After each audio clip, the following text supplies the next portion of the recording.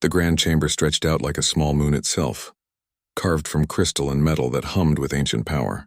Ambassador Kelvin Brooks stood at the center of the speaking platform, his hands clasped behind his back as thousands of alien eyes watched him from the tiered seats that rose in all directions. The Galactic Council had summoned him here to answer humanity's request for membership, and the weight of that moment pressed down on his shoulders like a physical thing. Above him, the dome showed the stars beyond, and somewhere out there Earth waited for his report.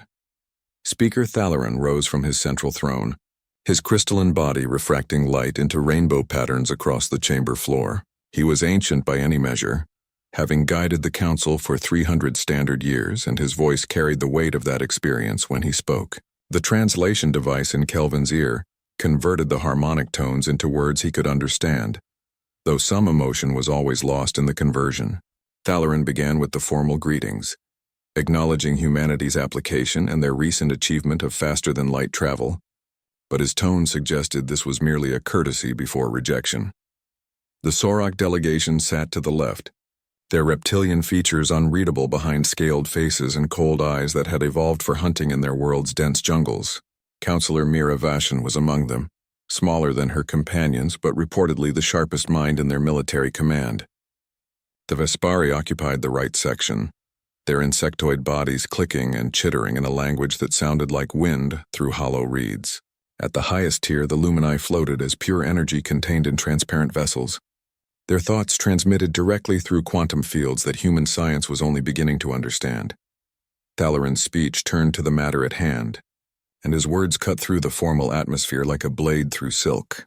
Humanity was too young, too primitive, too inexperienced in the ways of galactic civilization to join the Council at this time. They had achieved space travel only 20 years ago, while the youngest current member species had been traveling the stars for 4 centuries before their admission. The other delegates murmured their agreement, a sound like wind through a canyon that echoed in the vast space. Kelvin kept his face neutral, though he had expected this response. Earth's intelligence services had warned him that the Council viewed humans as children, playing with technology they barely understood. But then Counselor Vashan stood, her clawed hand raised for recognition, and the chamber fell silent. She spoke in the measured tones of someone delivering bad news to superiors who would not want to hear it. The Crithian horde had broken through the outer rim defenses at 3 separate points, she reported, and their fleets were advancing on core Council worlds with numerical superiority that seemed endless. The Council's combined military forces had been fighting for 3 standard years, and they were losing ground with each passing month. Casualty reports scrolled across holographic displays that materialized above the speaking floor. And even Kelvin, who could barely read the alien numerals, understood that the numbers were catastrophic. General Vorkath of the Vespari Military Command clicked his mandibles in what the translator called frustration. His fleet of 300 vessels had engaged the Crithian force at Tarnix IV and barely escaped with 40% of his ships intact. The enemy fought with overwhelming numbers and seemed willing to sacrifice 10 ships to destroy 1 Council vessel.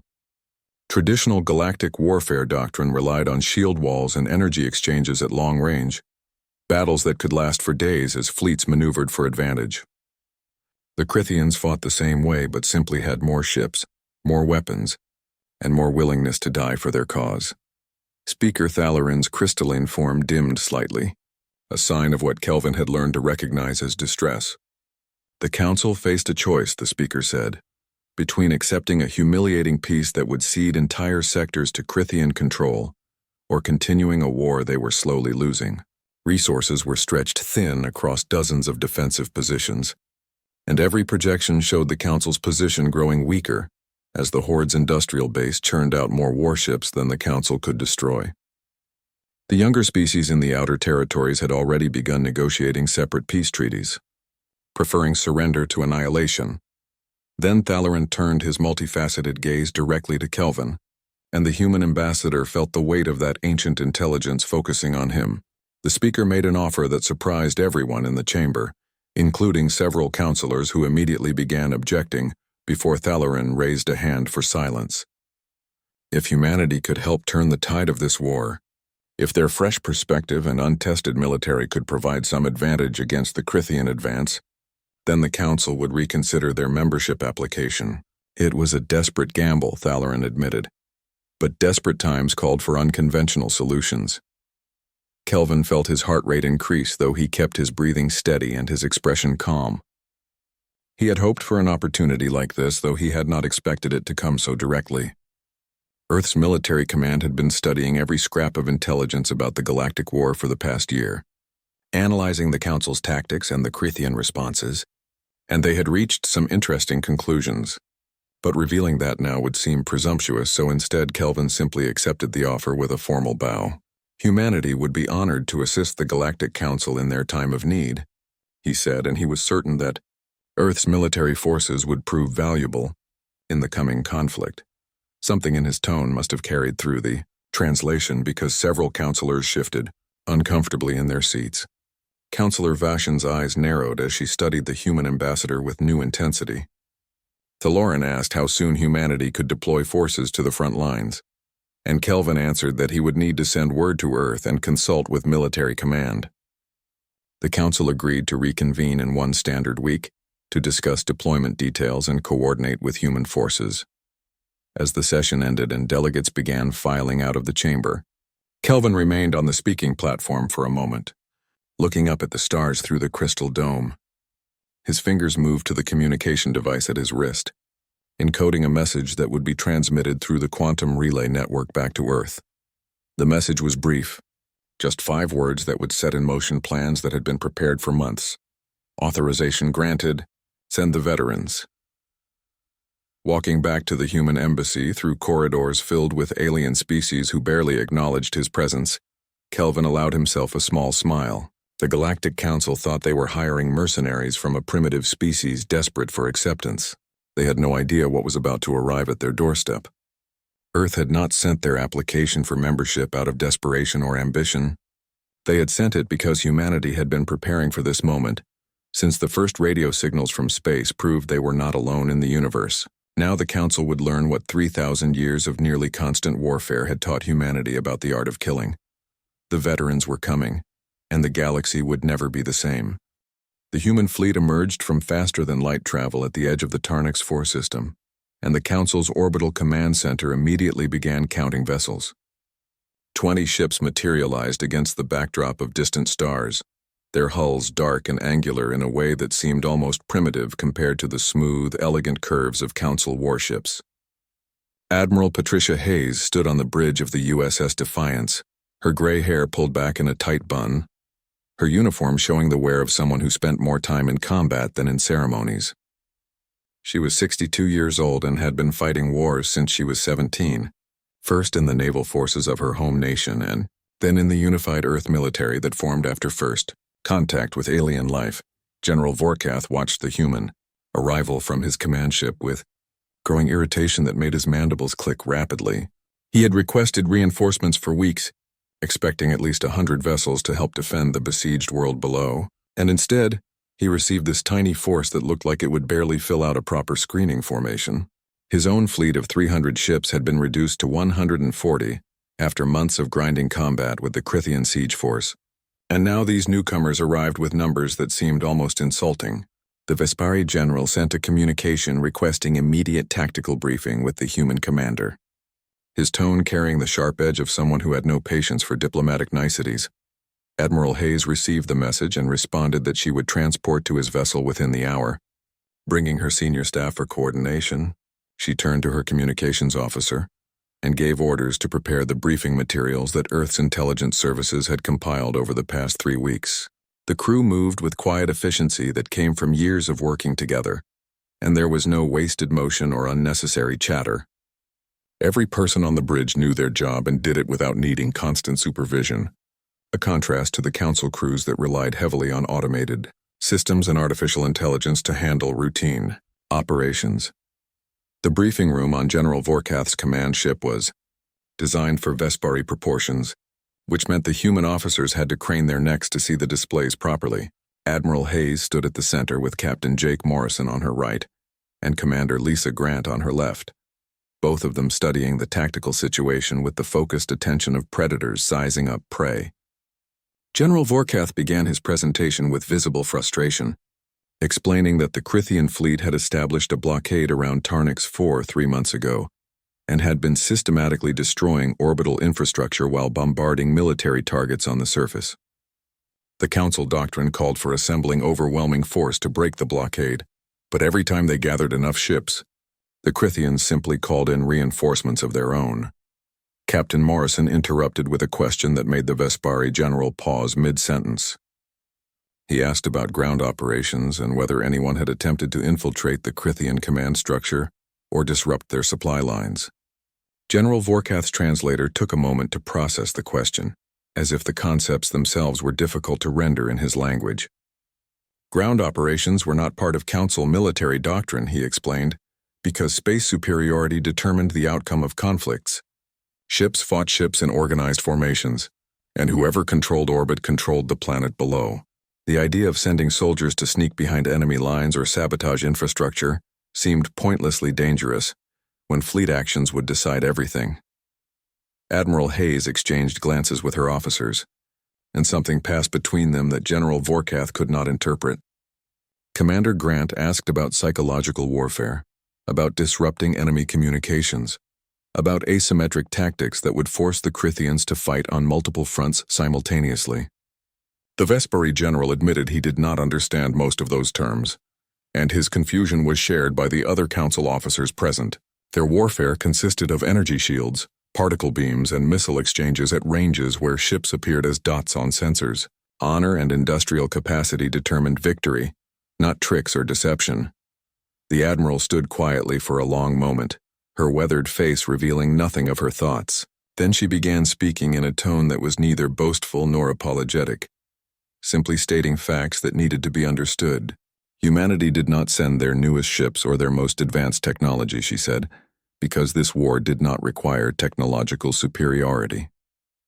Earth sent veterans, men and women who had learned warfare in the hardest school imaginable, where mistakes meant death and adaptation meant survival. She told them about counterinsurgency operations that lasted decades, about urban combat where every building could hide an enemy, about conflicts where victory required understanding culture and psychology as much as weapons and tactics.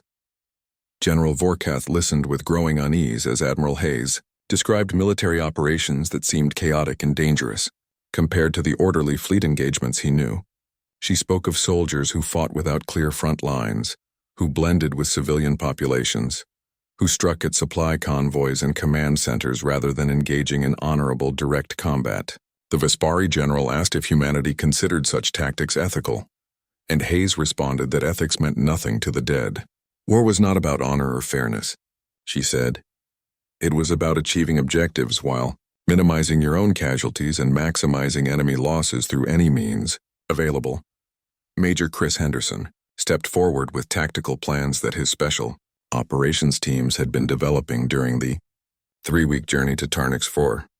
He explained how small units could infiltrate the Crithian blockade using stealth, technology, and electronic warfare, how they could board enemy vessels and sabotage critical systems from within, how they could create chaos and confusion that would make the superior Crithian numbers meaningless. The council officers stared at the human plans with something approaching horror, as if Henderson was describing war crimes rather than military operations. Commander Grant pulled up intelligence reports showing that the Crithian command ship, designated Devastator, coordinated the entire siege from a position deep within the blockade formation. Standard council tactics could not reach it without fighting through dozens of defending vessels, but Grant proposed an alternative approach.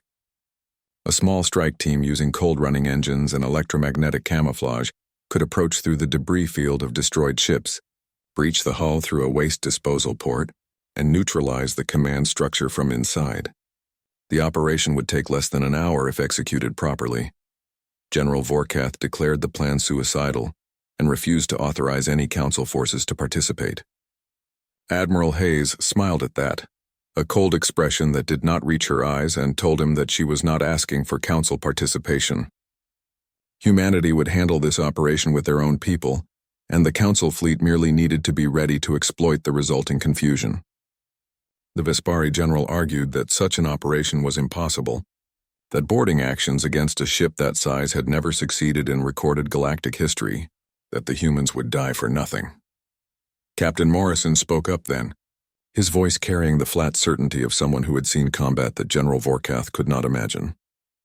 He said that humanity had been conducting boarding operations since humans first figured out how to build boats and sail them across oceans to fight other humans.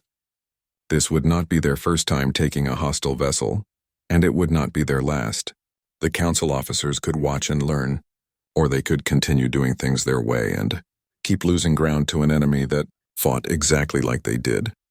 The briefing ended with General Vorkath reluctantly agreeing to provide sensor data and tactical support, while the humans attempted their impossible operation. As the human officers transported back to their fleet, the Vespari general turned to his staff and wondered aloud what kind of species produced warriors who spoke of boarding enemy capital ships as casually as discussing the weather. His intelligence officer suggested that perhaps humanity's rapid advancement to space travel had been driven by the need to escape their own violent nature, and General Vorkath found himself hoping that theory was correct, because the alternative was far more frightening. The Crithian command ship Devastator held its position at the center of the blockade formation, like a predator, confident in its superiority. The vessel stretched nearly 2 kilometers from bow to stern, its hull covered in armor plating that could withstand direct hits from Council particle cannons. For 3 months it had coordinated the siege of Tarnix IV without facing any serious threat, and its commander had grown comfortable with the predictable tactics of the Galactic Council forces. Every Council attack followed the same pattern of massed fleet charges against defensive positions, and every attack failed with acceptable losses to the Crithian forces.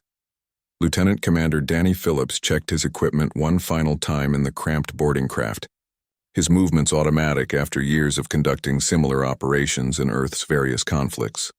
Around him, 11 other operators prepared their weapons and gear with the quiet efficiency of professionals who knew that noise discipline could mean the difference between mission success and floating dead in space. Phillips was 34 years old and had been part of special operations teams since he was 22, first fighting insurgents in urban environments and later transitioning to the new challenges of space-based warfare when humanity reached the stars.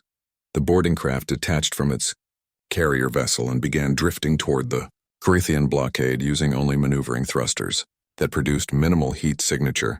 Sergeant Nicole Barnes sat across from Phillips, her weapons already loaded and her breathing steady despite the fact that they were about to attempt something that General Vorkath had called impossible. She had served in 3 different combat zones on Earth before volunteering for the off-world military units, and she carried scars from encounters that would have killed someone with less training or worse luck. The rest of the team consisted of veterans with similar backgrounds, men and women who had learned that following orders and trusting your training kept you alive when everything else failed. The debris field around Tarnix IV provided cover as the boarding craft navigated through twisted metal and burned-out hull sections from ships destroyed in earlier battles. The Crithians maintained sensor watches for approaching vessels, but their technology focused on detecting active propulsion systems and energy signatures. A small craft running cold and moving slowly through debris registered as just another piece of wreckage, if it registered at all. Phillips monitored the tactical display showing their approach vector, counting down the distance to their target breach point while his team sat in, silence broken only by the hum of life support systems. The waste disposal port on the Devastator's lower hull opened and closed on a regular cycle, expelling processed material into space where it would eventually drift away or burn up in the planet's atmosphere. Council intelligence had identified this as a structural weakness, though they had never considered exploiting it because boarding operations were not part of their military doctrine. Phillips timed their approach for the moment when the port cycled open, and the boarding craft's magnetic grapples latched onto the hull with barely a whisper of sound. The team moved through the port in under 30 seconds, their suits sealed against the vacuum until they reached an internal maintenance corridor where atmosphere and gravity returned. The interior of the Crithian vessel reminded Phillips of industrial facilities he had cleared during urban operations, all metal corridors and functional design with no concern for aesthetics or comfort. The team moved in a tactical formation that kept fields of fire clear, while minimizing exposure to potential ambush points. Their weapons were specially designed for shipboard combat, using subsonic ammunition that would not penetrate hull plating and cause decompression.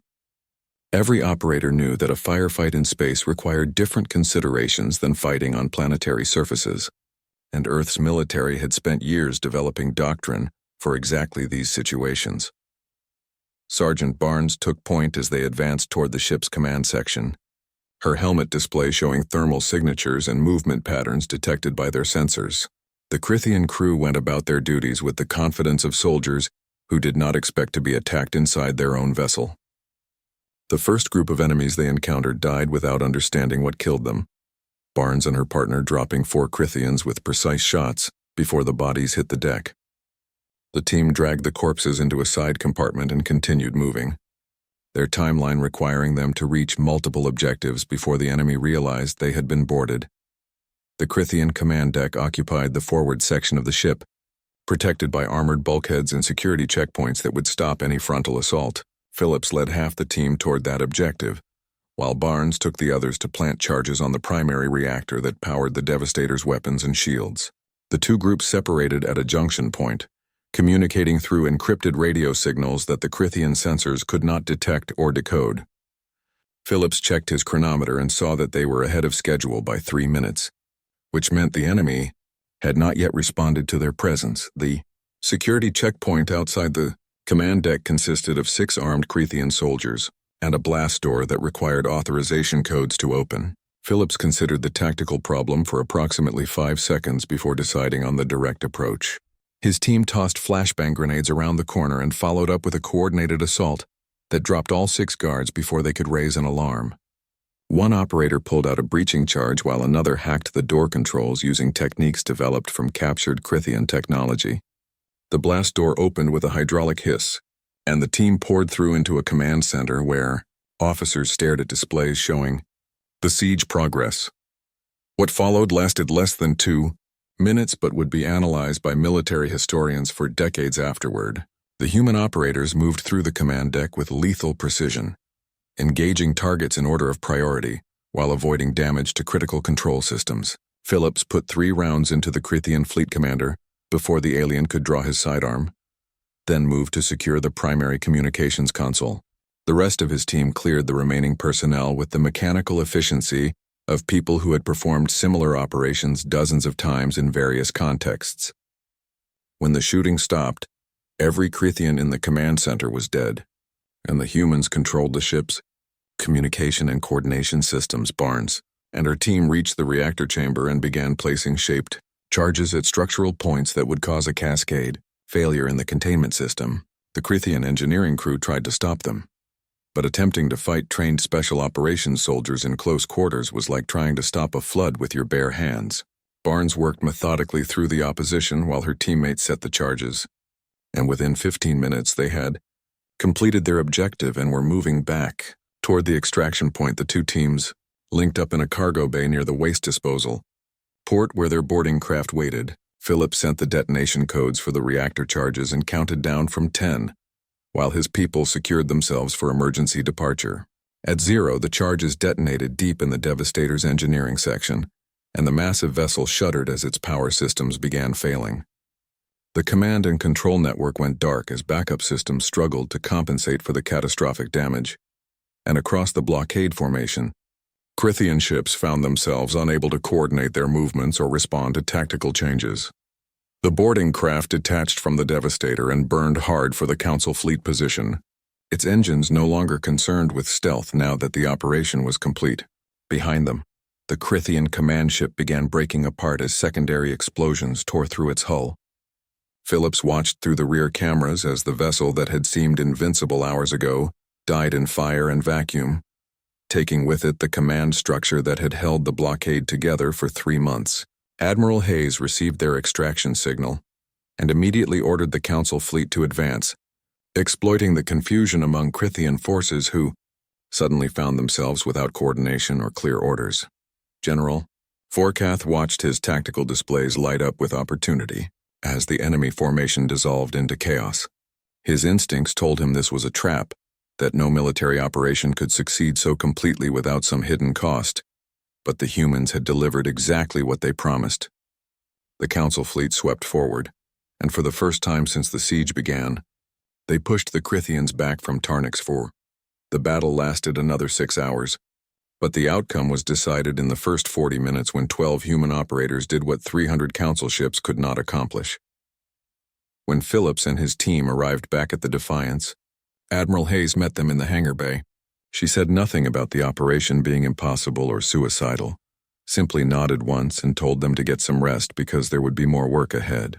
The operators dispersed to their quarters while council observers watched the recordings of the boarding operation over and over, trying to understand how such a small force had achieved something their doctrine said could not be done. Somewhere in the depths, the training facility on the council's military station orbited a gas giant whose storms had raged for millions of years. And inside those sterile corridors, Colonel Ryan Mitchell faced a different kind of storm as he tried to explain combined arms warfare to Vespari officers who had never heard the term before. The concept seemed simple enough to him after 30 years in Earth's military, but the aliens stared at his diagrams with the confusion of students encountering mathematics from another dimension. Mitchell pointed at the holographic display showing how ground forces, air support, artillery, and armor could work together to achieve objectives that none could accomplish alone, and the Vespari commanders clicked their mandibles in what the translator called profound uncertainty. Captain Sophie Turner worked with Sauroch pilots in the next bay over, attempting to teach low-altitude strike tactics that their species considered suicidal because they had evolved on a world with thin atmosphere and had never developed the instinctive feel for flying close to planetary surfaces. She took them through simulation after simulation, showing how terrain could hide an attacking craft from sensors and how speed and surprise could overcome superior defensive positions. The Sauroch pilots crashed their virtual aircraft repeatedly, their reflexes tuned for the clean environment of space combat, where obstacles were rare and engagement ranges measured in thousands of kilometers. Turner kept her patience through dozens of failed runs, remembering her own training years ago when instructors had drilled the same lessons into her until they became automatic responses rather than conscious decisions. Major Alex Carter ran council soldiers through an urban combat course that his team had constructed to simulate fighting in the ruins of cities. The aliens moved through the mock streets with hesitation, uncomfortable with the three-dimensional nature of ground warfare, where enemies could attack from above, below, or from behind cover that shifted as buildings collapsed. Carter watched a squad of Luminae energy beings try to clear a building and make every mistake possible, bunching up in doorways and failing to check corners before advancing. He stopped the exercise and explained for the fifth time that urban combat required constant awareness because every window could hide a sniper and every basement could contain an ambush. The cultural gap between human and council approaches to warfare became clearer with each training session. The council species had evolved on worlds where conflicts were rare and usually resolved through displays of strength rather than actual violence.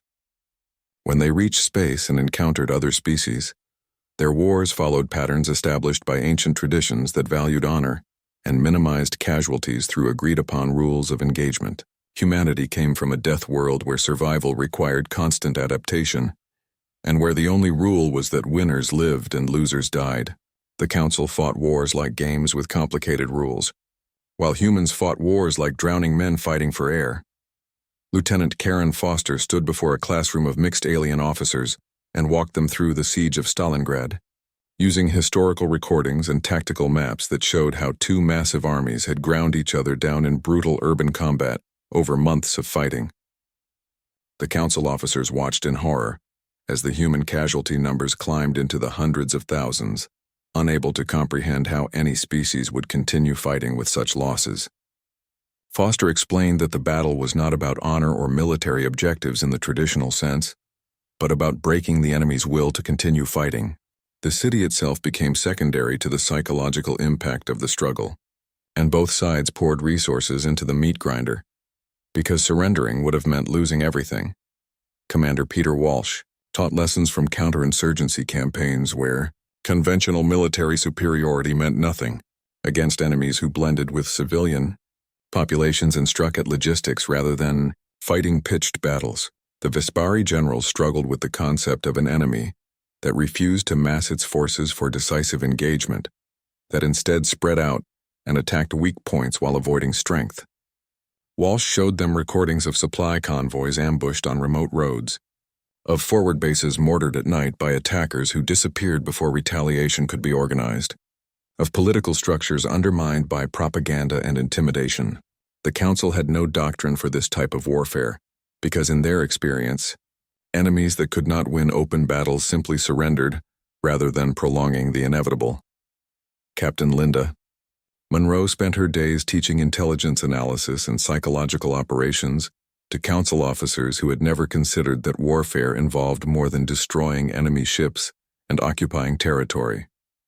She explained how understanding enemy culture and motivation could reveal weaknesses that no amount of firepower could exploit, how spreading doubt and fear among enemy ranks could be more effective than killing soldiers, how controlling information could shape the battlefield before the first shot was fired.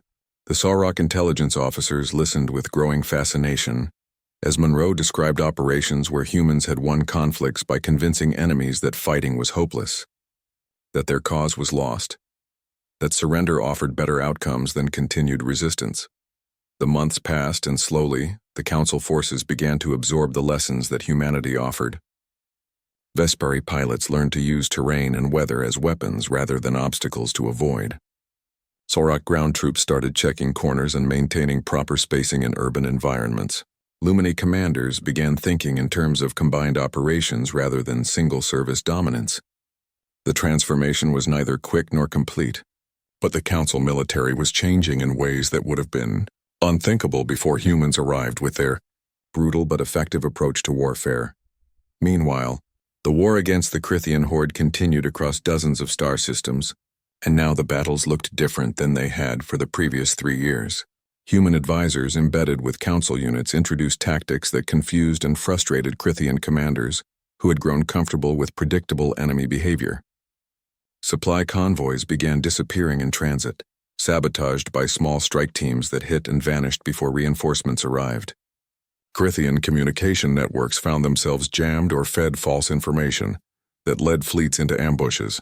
Forward bases that should have been secure came under attack from unexpected directions using weapons and tactics that the Crithians had no doctrine to. Counter Commander Stephen Price worked in the intelligence section aboard the Defiance, analyzing intercepted Crithian communications that painted a picture of growing confusion and fear among enemy ranks. The Crithians had been calling humans various names in their transmissions, and Price compiled a list that he found darkly amusing. Deathworlders appeared frequently, along with phrases that translated roughly to those who fight without honor, and the species that makes war into. Art 1 intercepted message from a Crithian ship. Captain to his superiors described encountering human forces as fighting an enemy that does not follow the proper rules of battle and seems to know what we will do before we do. The Crithian Supreme Commander issued a formal bounty for the capture or killing of human military leaders, offering rewards that would have made any soldier wealthy beyond imagination. Admiral Hayes received intelligence about the bounty and smiled when she read the amount being offered for her head. She told her staff that at least the Crithians understood they were fighting something different now, even if they did not yet grasp the full implications of humanity's approach to warfare. The bounty became a joke among human forces, with soldiers comparing the prices on their heads and making bets about who would be worth more after the next major engagement. General Vorkath requested a private meeting with Admiral Hayes 6 months after the humans had arrived, and they met in a conference room aboard his command ship. The Vespari general admitted that he had been wrong about humanity's capabilities, and that their small fleet of 20 vessels had accomplished more than his 300 ships had managed in years of fighting. He asked the question that had been troubling him since watching recordings of the Devastator boarding operation. How had humanity become so effective at warfare when they had only been spacefaring for 2 decades? Hayes considered her answer carefully before responding. She told him that humanity had been practicing warfare for thousands of years before reaching space, that Earth's history was written in the blood of countless conflicts where survival required mastering every aspect of combat. She explained that humans were endurance predators who evolved to chase prey until it collapsed from exhaustion, and that same stubborn persistence carried over into how they fought wars. Every human conflict added lessons to a growing body of knowledge that was passed down through generations of soldiers. And by the time humanity reached the stars, they had accumulated an understanding of warfare that covered every domain from psychological to strategic. The Vespari general listened in silence, his mandibles still for once as he processed what the human admiral was telling him. He asked if Earth's history was really as violent as she suggested, and Hayes responded by giving him access to human historical databases. She warned him that what he would find there might be D. The Crithian home system lay before the combined council and human fleet like a fortress that had never been breached in the 1,000 years since the Horde first reached the stars. 3 orbital defense platforms circled the homeworld, each one carrying enough firepower to destroy a fleet twice the size of the attacking force, and the Crithian military command had recalled every available warship to protect their seat of power. Speaker Thalarin watched the tactical displays from his observation ship and felt something he had not experienced in his 3 centuries of life, the cold touch of fear that came from knowing that the next few days would determine whether the Council survived or fell into history as another failed experiment in galactic cooperation. General Rachel Porter commanded the ground invasion force from the assault carrier Valkyrie, reviewing final preparations as dropships loaded with human marines and Council soldiers prepared for planetary assault. She was 47 years old and had earned her rank through decades of combat operations on Earth and in the colonies that humanity had established in nearby star systems. Her face showed the weathered look of someone who had seen too much violence, but her eyes remained sharp and her tactical mind sharper still. The invasion plan called for simultaneous strikes at 6 major military installations, while orbital forces engaged the defense platforms, a coordinated operation that would have been impossible for the Council to execute before human advisors taught them the principles of combined arms warfare. Vice Admiral Gregg Hudson directed the space battle from his command ship, coordinating firing solutions with Council fleet commanders who had learned to trust human tactical judgment after months of successful operations. The defense platforms opened fire as soon as the Allied fleet came within range, and space lit up with particle beams and missile trails that painted lines of destruction across the darkness.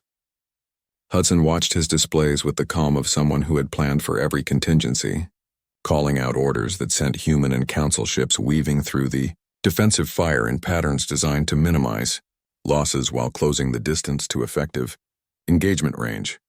Captain Jimmy Lane led his strike team through the chaos of orbital combat in a stealth insertion craft, heading for the Crithian leadership bunker that intelligence had located deep beneath the surface of the homeworld. His team consisted of 8 operators who had volunteered for what everyone acknowledged was likely a one-way mission. But Lane had stopped worrying about survival odds years ago during operations in Earth's brush wars. The craft descended through the atmosphere, using electronic countermeasures that spoofed tracking systems and made them appear to be debris from destroyed orbital installations. They landed in the ruins of a city that had been abandoned during the first wave of orbital bombardment, and the team moved out toward their objective with the mechanical efficiency of people who had rehearsed the mission hundreds of times. The surface battle raged as General Porter's forces hit their assigned targets with precision that shocked the Crithian defenders. Human marines fought alongside Vespari heavy troops and Sauroch assault units, each species contributing their strengths to a combined force that was greater than the sum of its parts. Porter watched her tactical feeds and made adjustments in real time, shifting reserves to exploit breakthroughs and reinforcing units that met unexpected resistance. The Crithians fought with desperate courage, knowing that defeat here meant the end of their expansion and possibly their extinction, but courage alone could not overcome the tactical sophistication that humanity had brought to the Council forces. Captain Lane's team reached the bunker entrance after 3 hours of moving through underground tunnels that wound beneath the ruined city. The entrance was defended by automated weapon systems and a full company of Crithian elite soldiers, but the humans had not come expecting an easy approach. Lane triggered a series of demolition charges that his team had placed along their route, collapsing tunnels behind them and cutting off reinforcement routes while simultaneously creating a distraction that drew defenders away from the primary entrance.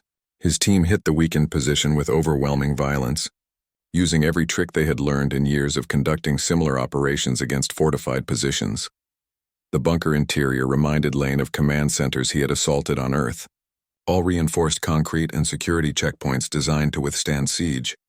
His team moved through the complex with practiced coordination, clearing rooms and neutralizing resistance with the brutal efficiency that came from years of fighting in close quarters. The Crithian leadership had retreated to the deepest level of the bunker, protected by layers of security that should have made them untouchable, but Lane's team had been designed specifically to reach targets that conventional forces could not threaten. They breached the final security door using shaped charges and poured into the command center where the Crithian Supreme Commander and his staff were coordinating the defense of their homeworld. The firefight lasted less than a minute, and when it ended, the Crithian leadership lay dead among the ruins of their command center. Lane secured the communication systems and transmitted the surrender codes that intelligence had identified during months of signals analysis. Across the homeworld and throughout the Crithian fleet, commanders received orders from their Supreme Commander's personal authentication codes, telling them to cease hostilities and accept council terms. The fact that those orders came from a human strike team using captured systems rather than from actual Crithian leadership became irrelevant as exhausted commanders chose to believe the war was over rather than face continued destruction. Vice Admiral Hudson watched his tactical displays as Crithian resistance collapsed across the system. The defense platforms went silent, and enemy warships began powering down their weapons and requesting terms. The orbital battle had cost the Allied fleet 40 ships destroyed and another 60 damaged beyond immediate repair, but they had won. General Porter received similar reports from the surface as Crithian ground forces surrendered en masse, once word spread that their leadership was gone. The war that had raged for 3 years and cost millions of lives ended not with a climactic final battle, but with the sudden collapse of enemy command and control. The Galactic Council convened an emergency session to formalize the Crithian surrender and address the matter of humanity's membership. Speaker Thalarin stood before the assembled delegates with a mixture of relief and apprehension, knowing that they had won the war but uncertain about what they had unleashed by bringing humanity into galactic affairs. Ambassador Kelvin Brooks returned to the speaking platform where he had stood a year earlier, and this time the thousands of alien eyes watching him held respect rather than contempt, though that respect was tinged with fear. Thalarin formally granted humanity full council membership with all rights and privileges, and the other delegates voted unanimously in favor. The speaker praised humanity's contribution to the war effort, and acknowledged that without human assistance the council would likely have fallen to Crithian aggression. But then Councillor Vashon stood and asked the question that everyone had been thinking since watching human forces operate. What would happen if humanity ever turned their expertise in warfare against the council itself? The chamber fell silent as delegates waited for Ambassador Brooks to respond. He chose his words carefully, explaining that humanity had sought peace and cooperation from the moment they reached the stars and discovered they were not alone in the universe. Earth's history was violent, he admitted, because their world was harsh and survival required constant struggle, but humans had also learned the value of cooperation and the cost of endless conflict. The warriors who had fought in this war did not seek glory or conquest. They sought to protect what they valued and to prove that humanity deserved a place among the stars. But Brooks did not lie or soften the truth that everyone needed to hear. Humanity had the capacity for violence on a scale that the Council had never encountered, and they possessed knowledge of warfare that had been refined through thousands of years of nearly constant conflict. Any species that threatened Earth or her interests would face the full weight of that accumulated expertise, and the outcome would not be pleasant for humanity's enemies. The best path forward was to ensure that humanity remained an ally, rather than becoming an adversary. Speaker Thalarin proposed a mutual defense pact that would bind humanity and the Council together in permanent alliance, with provisions that made betrayal costly for either side. The delegates voted in favor with a unanimity that spoke to their desire to keep human military power pointed away from Council worlds. Ambassador Brooks accepted the terms, knowing that Earth's leadership had anticipated this outcome and prepared for it. Admiral Hayes stood on the bridge of the Defiance as her fleet prepared to return to Earth, watching the Council vessels that would accompany them as the first joint patrol under the new alliance. She thought about an old saying from Earth's history about walking softly and carrying a big stick, and she smiled at how well it applied to humanity's current situation. They had proven they carried the biggest stick in the galaxy, the accumulated knowledge of how to wage war effectively across ever